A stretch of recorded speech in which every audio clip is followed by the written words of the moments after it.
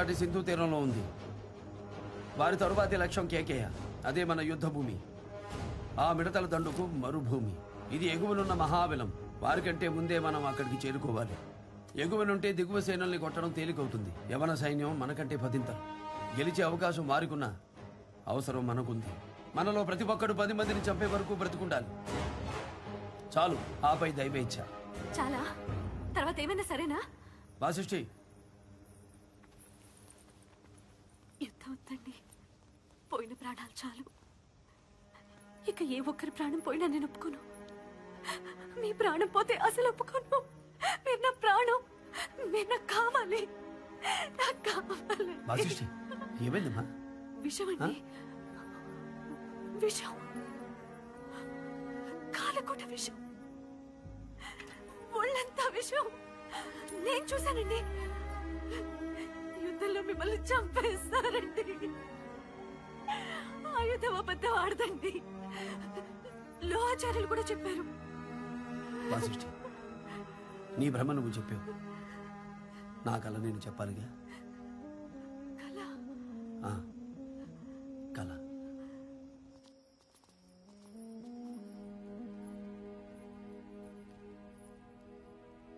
ధర్మనందన, నా బిడ్డకు విషప్రయోగం జరిగినట్టు నా కోడలికి దుశ్శకునాలు కనిపిస్తున్నాయి. అది శకునం కాదమ్మా, సూచన. సాయం చెయ్యలేరా?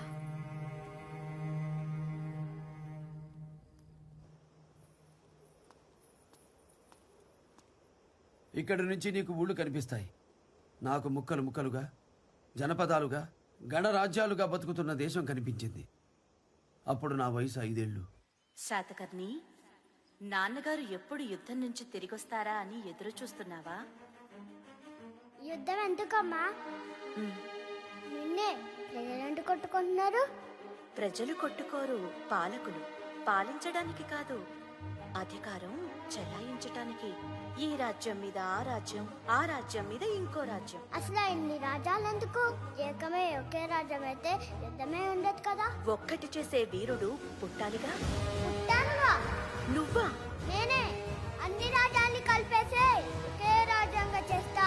అప్పుడు ఒకే యుద్ధం. అప్పుడు ఒకే యుద్ధం. అది నాదే. అది నాదే. అప్పుడు ఒకే రాజ్యం. అప్పుడు ఒకే రాజ్యం. అది నాదే. నిజంగానా? అమ్మ తోడు. అది 5 ఏళ్ల బాలుడు కళ్ళు తెరిచి కన్న కల. కన్ను మూసి నా చెదిరిపోదు. వాసిష్ఠి, సాధించాను. అక్కడక్కడ పడి మగ్గుతున్న అగ్గి కట్టెలన్నీ కలిపి అఖండ దీపాన్ని వెలిగించాను. సరిపోదు, కొడిగట్టకుండా కాపాడాలి. కాలం కడుగొట్టు తరానికి అందే వరకు అది వెలుగుతూనే ఉండాలి. కొండెక్కించేందుకు దండెత్తుకొస్తున్న పరదేశపు పడమటి గాలిని పొలిమేరల్లోనే పట్టి పాతి పెట్టాలి. సమయం లేదు వాసిష్ఠి. విజయమా, వీరమరణమా?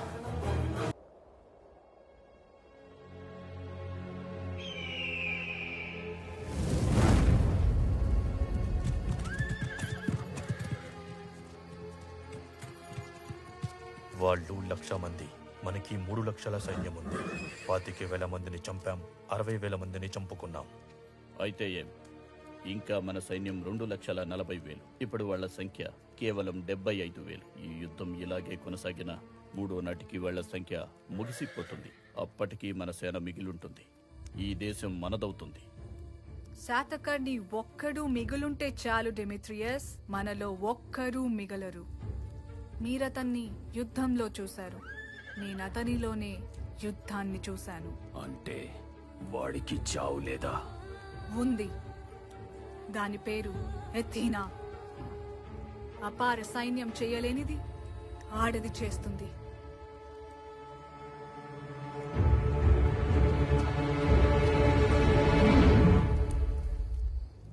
రోజులు గడిచే కొద్దీ మన సైన్యం నశిస్తూ ఉంటుంది. ఒక్క రోజులో యుద్ధం ముగిసిపోవాలి. 3 లక్షల సైన్యాన్ని ఒక్క రోజులోనా? ఇది అసాధ్యమైన కార్యం. ఆకాశాన్ని ఆవరించిన నక్షత్ర మండలంలో ఆహవరంగాన్ని మనం ఆవహించాలి. ఒక క్రమాన్ని అనుసరించకూడదు. ఎవడెటు వెడుతున్నాడు, ఎటు నుంచి వస్తున్నాడు, అటు సేనకు అర్థం కాకూడదు. మన అశ్వాలు మన మాట కూడా వినకూడదు. వాటికి దారి తెలియకూడదు. పట్టపగలైనా చిమ్మ చీకట్లో కమ్మాలి. గుడ్డిగా అవి ఉరకలు చేస్తుంటే అస్తవ్యస్తమైన చుక్కల్లా మనం విస్తరిస్తూ వెళ్ళాలి. అందుకు వాటి కళ్ళకు గంతలు కట్టాలి, కళ్ళెం ఒడిసి పట్టాలి. వాటి గిట్టెల కింద పడి ఎన్ని లక్షల పడగలైనా అణిగిపోతాయి. ఆ డెమిత్రియస్ నా కంట పడితే చాలు, వాడు వాడి శవమో శాతమాన కేంద్రానికి సాగిల పడవలసిందే. ప్రభు, శత్రువుల వేగు సందేశంతో వచ్చాడు. శత్రువు అయిన ఘనతను గౌరవించడం రాజలక్షణం. నేటి సమరంలో మీ సేనల స్వైర విహారం మాకు ముచ్చటేసింది. కానీ అపార జన నష్టం మమ్మల్ని ఆలోచింపజేసింది. ఉభయులకు సమ్మతమైన మధ్య మార్గాన్ని అనుసరించడం మన ధర్మం. అంగీకరిస్తే మా అంతరంగాన్ని ఏకాంతంగా మీకు తెలియజేస్తాం. ఆహ్వానిస్తారని ఆశిస్తూ యవన సామ్రాట్ డెమెత్రియస్. ప్రభు, నమ్మవద్దు. ఇది పగవాడి పన్నుగడ. ప్రజాక్షేమమన్న మాటకు తలవంచడం ప్రభు బాధ్యత.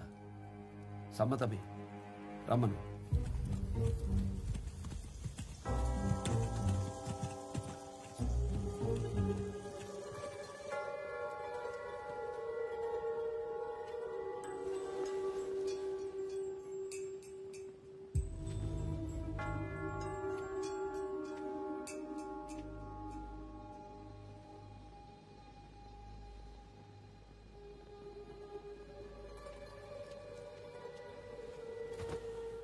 ఏ ధైర్యంతో గ్రీకు సేనకు ఎదురొస్తున్నారు? మీరు పురుషోత్తముడి కంటే గొప్పవారా, చంద్రగుప్తుడి కంటే శౌర్యవంతులా? నాడు నీ నాట్యం చూసి నెమలవే అనుకున్నా. పగవాడి పౌరనివా? సింహాసనం మీది, శాసనం మాది. పాలకులు మీరే, పాలన మాత్రం మాది. సరే అంటే నేను కూడా నీ దాన్నవుతాను. గ్రీకుల అదుపాజ్ఞల్లో ఈ భూమిని ఏలుకుందాం. ఏమంటావు? పాలించడం మాట దేవుడు ఎరుగు. ఈ గడ్డ మీద యాచించడానికి కూడా అనుమతించనని చెప్పు. గ్రీకులు ఈ గడ్డ మీద మోపే చివరి అడుగు.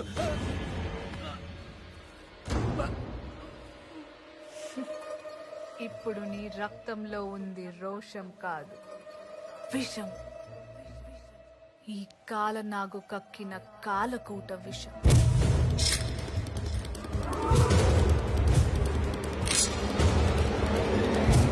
నీ గొంతు మూగబోయింది. మెల్లమెల్లగా చూపు చీకటవుతుంది. నీ నెత్తురు విరుగుతుంది. ప్రాణం ఆవిరవుతుంది. నేను పావురాన్ని మాత్రమే కాదు సాతకర్ణి. కళ్యాణ దుర్గంలో నువ్వు ప్రాణాలు తీసిన పరితస్ ప్రియురాలిని.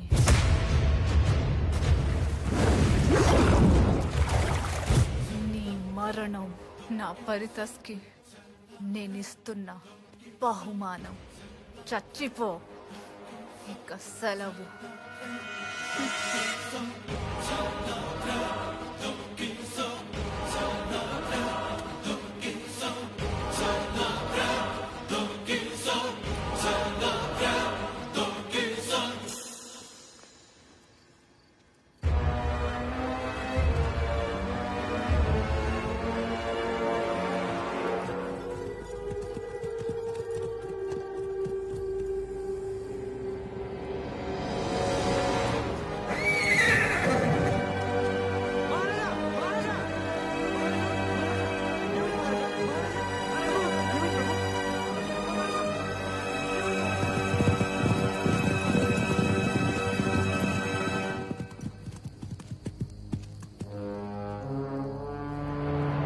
సైనికులారా, అవి చిరిగిన జంట ముక్కలు.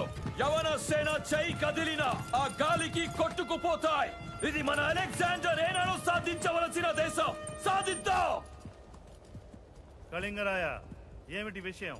నాయకుడు లేని పోరాటం నేను చేయలేను. నిజం కళింగరాయ, మనం వెనక్కి వెళ్ళటం తప్ప వేరే దారి లేదు. మరి మహారాజుని ఏం చేస్తాం? చావు బ్రతుకుల మధ్య వదిలేస్తామా? ఇంకేం చేస్తాం, వెళ్ళిపోదాం. కనీసం మన రాజ్యాలనైనా మనం కాపాడుకుందాం. ఇంతమందివి కలిసి వాడిని సరిహద్దుల్లో ఆపలేంది నీ నట్టింటికొచ్చాక నువ్వు ఒక్కడవే ఆపగలవా? గొంపు కట్టిన ఎలుకల్ని ముక్కలు చేద్దాం. ఆ మహానుభావుడి లక్ష్యం గెలవడం కాదు, మనం కలవడం. యుద్ధం ఆయన ఒక్కడి కోసం కాదు, నీ కోసం, నా కోసం, మన రాజ్యాలన్నీ కలిసి పుట్టిన అఖండ దేశం కోసం. పారిపోతే మనం కట్టిన పసుపు తాళ్లు కూడా మనల్ని చూసి నవ్వుతాయి. పరాధీనమైన భావితరాలు మన శవాల మీద కూడా ఉమ్ముతాయి. మన కలయిక శాతకర్ణి కన్న కల. కలగన్నవాడు లేకపోయినా కల బతికే ఉండాలి. మహారాజు మనల్ని ఓడించి ఒకటిగా కలిపారు. ఇప్పుడు మనం కలిసి ఆయన కలను గెలిపిద్దాం. సమయం లేదు సేనలారా. విజయమా వీరమా?